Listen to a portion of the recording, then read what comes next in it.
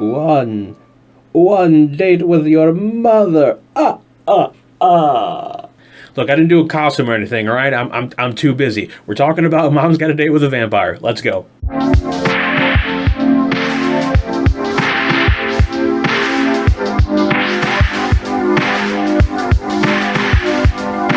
Musical styles are still a very important form of communication for our young people.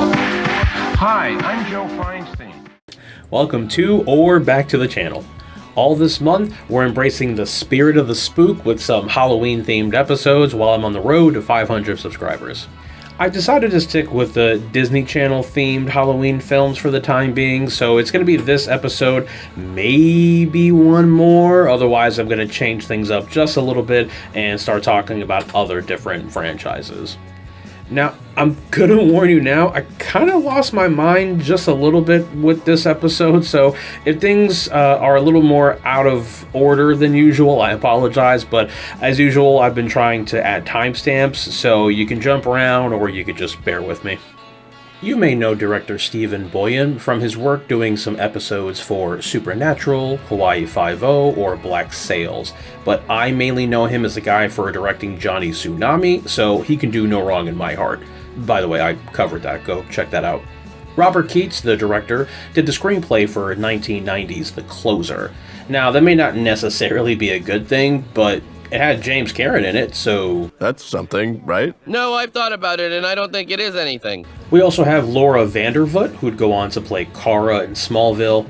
Matt O'Leary, who plays probably what you call the main character. He'd also play Gary in Spy Kids 2 and 3, and he'd also get randomly blown up in Live Free or Die Hard. This isn't cool. Don't ever touch my computer.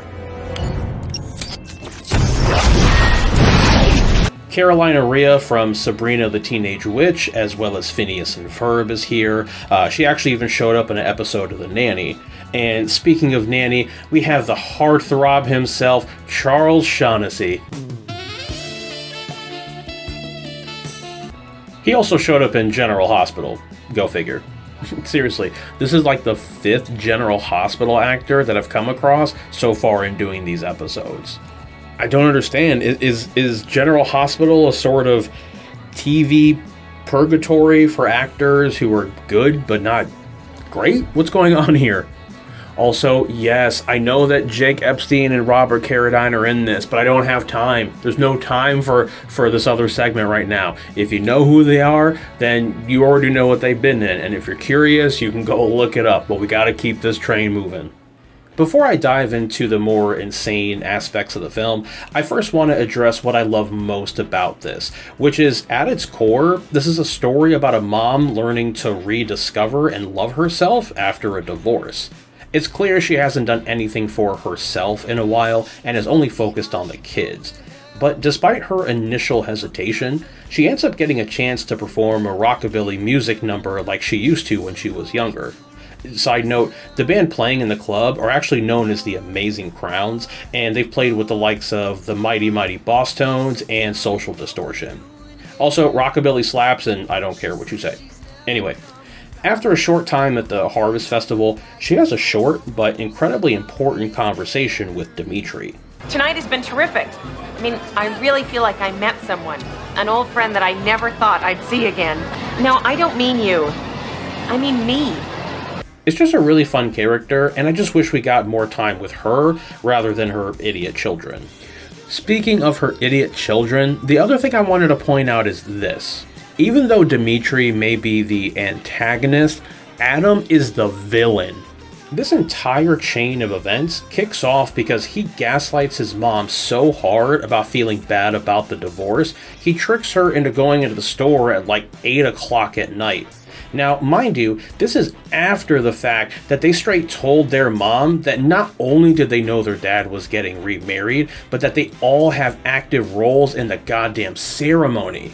You want more proof that he's the worst? They continue to push their mom to do something she wasn't certain about when she has doubts about leaving for the date. Now, to a certain extent, sure, Chelsea has to take some blame because she's the older sibling, she should know when her brother is bullshitting her. But to be completely honest, she got Jedi mind tricked just as hard as their mom did. Adam convinced her to go along with the plan in the first place, and then she calls him out for it at the Harvest Festival, and he tries to pull the most ridiculous fuckboy ultimate gaslighting move. And when I did it, things were different. I was different. That was this afternoon! Seriously, what a dick. But he does actually play Legacy of Kain, Soul Reaver on a fatback monitor, so... Swings and roundabouts. Okay, now on to the more insane things in no particular order. When Adam's teacher tries calling him out for using a tabloid magazine to debunk his claims of the possibility of a vampire's existence, two things come to mind. Now, first and foremost was... Best investigative reporting on the planet. Go ahead, read the New York Times if you want to. They get lucky sometimes. But even the meme aside, it's an actually plausible thing that she's trying to toss aside. We have documented cases of feral children being raised by animals going back all the way to the 1300s. So to hear a teacher, an educator, dismissing that particular thing definitely throws me off. Also, a random side note, Chelsea getting grounded for talking shit is peak parenting and it's hilarious.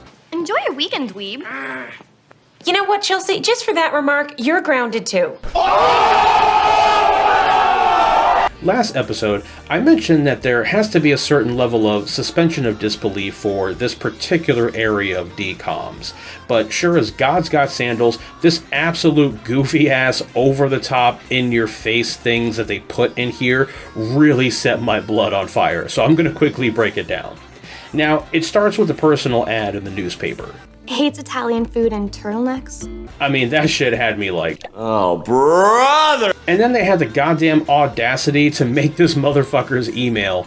Wolfsbane at netherlink.pro. I'm about to become more nuclear than Chernobyl. This is about to be an active crime scene. When Dimitri arrives, he tells her that he wants to start with dinner at Renfield's on Main Street. This guy stinks!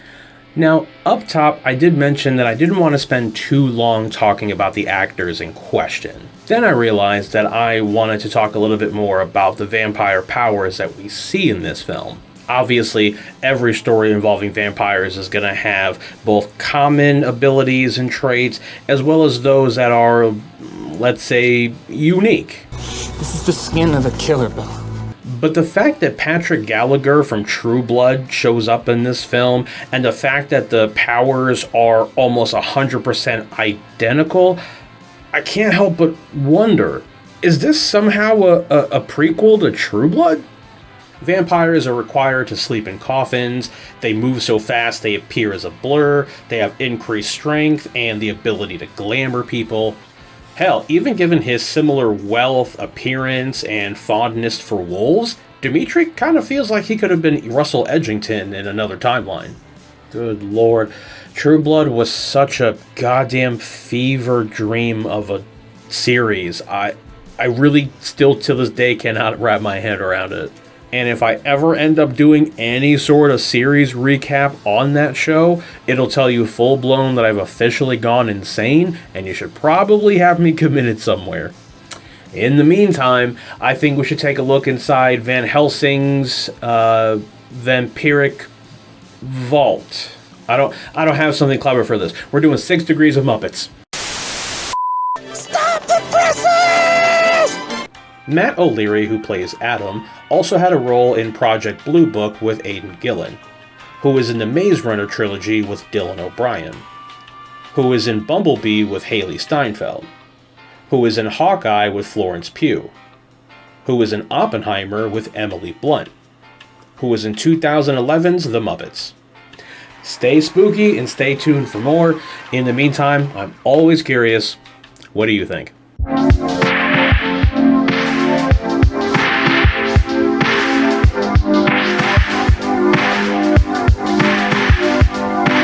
Musical styles are still a very important form of communication for our young people. Hi, I'm Joe Feinstein.